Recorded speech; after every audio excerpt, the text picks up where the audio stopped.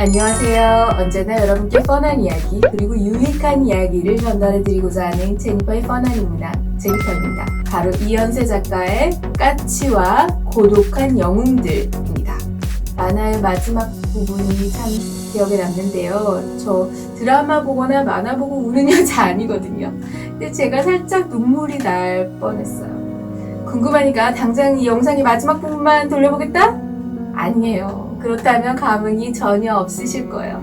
여기 제가 엄청난 시간을 투자해서 이연세 작가님을 말하고자 하는 그 주된 스토리를 요약했으니까 천천히 저와 함께 따라오시면 재미와 감동이 가득하실 거예요.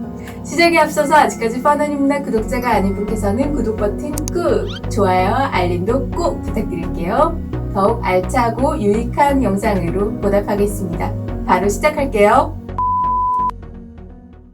이 책은 까치의 권투 시합으로 시작됩니다. 까치는 젊고 인기 있는 권투 선수였죠. 세계 챔피언을 향해 질주하는 그런 유망주라고 할까요? 한 가지 그에게 어려웠던 부분은 그는 부모를 잃은 고아라는 거예요. 아버지는 병으로 죽었죠. 하지만 그의 아버지의 친구였던 황 관장이 그를 후원하고 있었어요. 말이 좋아서 황 관장이 그를 후원한 거지 사실은 황 관장은 까치가 벌어들이는 수입으로 먹고 살고 있었어요. 여기 황 관장의 딸이 바로 누구? 엄지입니다. 엄지는 미인인데다가 까치를 사랑했어요. 그래서 까치하고 약혼식을 앞둔 연인이었는데 여기 모든 것이 완벽한 것 같았습니다. 그날 그 사건이 생기기 전까지만. 까치는 권투 시합에서 상대 선수에게 눈을 가격당한 이후에 앞이 잘 안 보이는 상황이 벌어지게 돼요. 그 후에 연타를 맞아서 KO를 당하게 됩니다. 시합 이후에 3시간가량 혼수 상태에 있다가 깨어나게 되는데 까치는 검사 결과 혈액암이라는 진단을 받게 되는 거예요. 그의 아버지가 진단 이후에 6개월 만에 죽었던 바로 그 병이었습니다. 의사가 황 관장에게 이제 설까치는 시한부입니다 라고 선언을 하게 됩니다. 그리고 궁금해하던 까치는 진료 기록을 몰래 보고 그것을 알게 되는 거예요. 이 충격적인 현실 가운데 그는 그의 인생의 유일한 힘이자 위로자였던 엄지를 찾게 돼요. 근데 이 엄지가 계속 기다리는데도 나타나질 않는 거예요. 그 후에 까치는 멀리 낙도 휴양소로 격리 수용되게 돼요. 이렇게 인생을 맞출 수는 없잖아. 그쵸? 까치는 거기서 탈출을 시도합니다.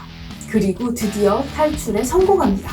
그는 1년 남짓으로 시한부 선고를 받은 그의 인생을 하루하루 카운트다운하면서 보내요. 그는 카운트다운을 하면서 어떻게 나의 이 마지막 남은 인생을 살 것인가 라는 고민을 하다가 한 가지 결심을 하게 됩니다. 뭐였을까? 그가 어떤 삶을 살기로 결심했는지는 이 책의 끝에 나오게 됩니다. 그는 그의 친구 백두산이 운영하는 권투 도장으로 찾아가요. 까치는 백두산에게 요청하는 거죠. 최대한 빠른 시간에 나를 좀 세계 챔피언으로 만들어주라. 그렇게 백두산은 죽어가는 친구를 위해서 해외를 오가면서 설까치와 세계적인 선수와의 만남을 주선합니다. 한편 엄지는 어떤 삶을 살고 있었을까? 엄지는 처음에는 아빠 황 관장이 까치는 시한부 인생이야 라는 얘기를 해줬을 때 너무 충격을 받은 거예요. 그런데 엄지는 설까치를 정리하기로 마음을 먹어요. 자기를 사랑해줄 사람이 설까치 말고도 많다고 생각하는 거죠. 엄지의 성품이 참 냉정하다라는 생각을 했습니다. 그녀는 아름다웠고 모든 남자들이 자기를 사랑한다는 것을 알았던 거예요. 엄지가 설까치를 선택한 것이 따지고 보면 그가 세계 챔피언이 돼서 자기를 행복하게 해줄 수 있을 거야 라고 믿었기 때문인 것 같아요. 하지만 이용 가치가 없어지자 냉정하게 설까치를 버린 거죠. 엄지는 아버지의 소개로 설까치를 위해 전도 유망한 권투 선수인 최도협을 만났습니다. 최도협은 엄지를 보고 반해버린 거예요. 이렇게 그들의 만남이 시작되었습니다. 최도협은 기다렸다는 듯이 설까치가 차지했던 모든 타이틀을 하나씩 야금야금 먹는 거예요. 그리고 이러한 뒤에는 엄지가 있었습니다. 마치 설까치 뒤에 엄지가 있었던 것처럼. 그는 설까치가 가졌던 모든 것을 손에 넣게 돼요. 그의 애인이었던 엄지까지도요. 최도엽은 엄지와 마침내 약혼식을 합니다. 한편 수용소를 탈출한 까치는 엄지를 찾아갔다가 약혼식을 올리는 엄지의 모습을 딱 본 거예요. 그리고 완전 충격받은 거예요. 시한부 선고를 받은 설까치의 몸은 하루가 다르게 망가져갑니다. 어떻게 보면 권투시합은커녕 숨 쉴 힘마저 없는 그런 상태가 될 때도 있었지만 그는 버팁니다. 까치는 때로는 뱀까지 먹으면서 몸에 좋다는 걸 다 먹는 거예요. 그리고 버티면서 한 시합을 견디면서 승리하게 됩니다. 그가 이렇게 목숨을 걸고 이 시합에 임하는 이유가 과연 뭘까 생각이 많았어요. 언론에서 사형 선고를 받았다가 살아난 까치를 주목해서 인터뷰를 하게 됩니다. 병세가 어떠십니까? 라는 기자의 질문에 까치는 신비한 약초를 통해서 완치되었다 라는 거짓말을 하죠. 그에게는 그의 병을 숨겨야 하는 간절한 이유가 있었던 것입니다. 이런 까치의 인터뷰 내용을 황관장, 최도엽, 그리고 엄지가 듣게 됩니다. 처음에는 아닐 거야 설마 하다가 황관장하고 엄지는 자기의 행동이 너무 경솔했던 거죠. 병에 걸린 걸 알자마자 다 버린 거 아니에요. 그때 까치를 버리지 않고 조금만 더 지켜볼걸. 바보같이 돌팔이 의사의 말을 듣고 저렇게 잘 나가는 상품을 아깝게 버린 건 아닌가? 이런 생각을 했던 것 같아요. 그런데 그들에게는 누가 있었냐? 최도엽이 있었잖아요. 그리고 최도엽은 까치를 저리 가라 할 만한 솜씨로 계속 이기고 있었잖아요. 그런데 까치와 최도엽이 시합을 하게 된다면 어떻게 될까요? 그리고 만에 하나 최도엽이 지기라도 하면 어떻게 되는 걸까요? 황관장은 이런 최악의 상황은 무조건 피해야 된다라는 의견뿐이었어요.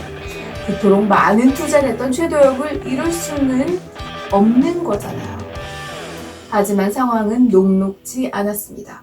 까치가 해외로까지 나와서 시합을 벌리는 그 단 하나의 이유는 최도엽과의 시합을 위한 것이기 때문이었습니다. 황관장 그리고 최도엽이 발버둥을 치면 칠수록 시합은 피할 수 없는 운명과도 같이 그들 앞으로 다가왔던 거예요. 이제 최도엽은 결심합니다. 더 이상은 피할 수가 없구나. 경기를 하자. 최도엽은 그래 나는 시합을 할 거야. 그리고 보기 좋게 승리해서 나는 모든 것을 얻었다는 것을 증명할 거야. 라고 생각을 하게 되죠. 설까치와 최도엽의 운명을 결정한 시합 날짜가 잡히고 그들은 최선을 다해 시합을 준비하게 됩니다. 그야말로 숨가쁜 한판이 생겼습니다. 손에 땀을 주게 하는 접전이 있었죠. 하지만 중반 이후에 심폐의 향방이 보이기 시작하는 거예요. 누가 이길까요? 아무리 최도엽이라도 죽음을 다해서 사투를 벌이는 그 설까치를 상대하기는 역부족이었습니다. 시합은 그렇게 설까치의 KO 승리로 마무리가 됩니다. 멋쩍어진 황관장은 설까치를 마주치는데 설까치는 크게 화를 내지도 않고 그리고 원망하지도 않습니다. 한편 노래에도 소질이 있었던 설까치는 휴양소에서 엄지를 생각하면서 노래를 만든 거예요. 그리고 이 노래가 세상에 알려지면서 폭발적인 인기를 얻게 됩니다. 못하는 게 뭔가요? 이 노래는 한 여인, 즉 엄지를 향한 변함없는 사랑을 노래하고 있어요. 방송으로 엄지가 이 노래를 듣게 됩니다. 근데 엄지가 좋았을까요? 엄지가 완전 분노한 거죠. 왜? 그녀는 까치가 자기가 지닌 모든 것을 뺏기 위해서 질주해 오는 거라고 생각했던 거예요. 자기가 지은 죄가 있잖아요. 그러니까 까치를 경멸하게 된 거예요. 그녀는 자기가 설까치를 버렸는데 그게 옳기 위해선 최도엽이 멋지게 이 까치를 밟아줘야 되는 거예요. 근데 그것도 아니었잖아요. 엄지는 이 최도엽도 이용 가치가 없구나. 그래서 최도엽도 끊게 돼요. 자신을 좀 더 완벽한 존재로 만들어줄 존재가 필요했던 거예요, 엄지한테는. 근데 이 엄지가 이 노래를 다시 듣게 돼요. 나에게 필요한 거는 이미 져버린 최도엽이 아니고 최도엽을 이기고 나를 지금까지 변함없이 사랑해주는 까치구나. 이걸 느끼고 엄지가 까치를 향해서 마음이 흔들리게 됩니다. 그리고 까치와의 만남을 약속받게 됩니다. 그리고 드디어 그날이 되었습니다. 유달리 눈이 많이 내리던 날이었어요. 마치 까치가 처음으로 사형 선고를 받는 날과 같이 말입니다.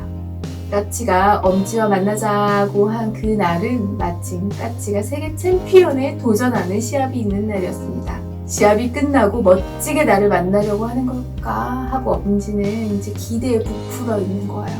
근데 까치가 안 오는 거예요. 이제 엄지는 이제 불안해지기 시작하는 거예요. 뭐지? 그녀는 걱정스럽게 계속해서 까치를 기다리게 됩니다. 만나기로 한 시간이 5시인데 어느덧 7시 반이 되었습니다. 그때 엄지는 사람들이 지나가면서 수근수근 하는 소리를 듣게 돼요. 그렇게 앉아서 죽을 수도 있단 말이야. 너무 안 됐어. 세계 챔피언을 눈앞에 두고 쓰러지다니. 사람은 어차피 한 번 죽는다지만 너무 안타까워. 그 말을 듣고 설마 그렇습니다. 설까치는 세계 챔피언 대회를 앞두고 경기장에서 죽은 거예요. 카운트다운이 0에 해당된 순간이었습니다. 엄지의 마음이 어땠을까요? 근데 또 이 엄지가 전 애인이었던 최도엽한테 전화를 걸어요. 이 갈대 같은 엄지. 근데 이 최도엽이 차갑게 얘기를 합니다. 까치는 네가 쉽게 내팽개쳤던 그 진실의 가치를 깨닫게 해주려고 죽음과 싸우면서도 다시 링에 섰던 거야. 너는 모든 것을 잊고 깨달아야 한다고 믿은 거야. 그리고 충격적인 고백을 하게 돼요. 까치는 오늘 시합장에서 죽음이 이르기 직전에 나한테 전화를 했어. 그곳에 가서 너를 만나달라는 거였어. 그는 계속해서 말합니다. 까치는 너를 자신의 목숨보다 더 사랑했다. 그렇기 때문에 너를 곁에 둔 채 죽고 싶은 그 마지막 바람마저 냉정하게 묻어두고 혼자 떠난 거야. 그리고 덧붙입니다. 너는 거기에 서서 외롭게 좀 더 아프게 진실을 배워야 한다. 이렇게 책은 끝을 맺습니다. 여러분 재밌으셨나요? 지금까지 제니퍼의 퍼나미 문학 제니퍼였습니다. 여러분 영상이 재미있거나 유익했다면 아래쪽에 있는 좋아요 그리고 구독과 알림 꼭 부탁드릴게요.